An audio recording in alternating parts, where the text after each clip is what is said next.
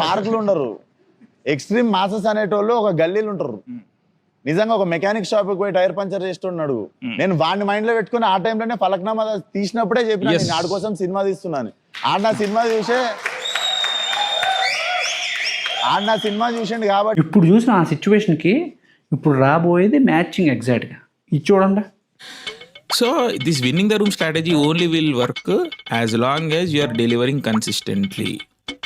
విశ్వక్సేన్ ఎదురుగా మైక్ పట్టుకొని ఉంటాడు, అన్న అన్కంఫర్టబుల్ చేసేసి అన్న ఏదో అంటే అవతలోడు కౌంటర్ ఇచ్చే పొజిషన్లో లేని దగ్గర నేను ఏది పడుతుంది బాగేసి మైక్ పట్టుకొని నేను గెలిచేసిన అనుకొని సంకల్ గుద్దితే ఆ 2-3 రోజులు పనిచేస్తుంది, ఆ 2-3 నెలలు పనిచేస్తుంది.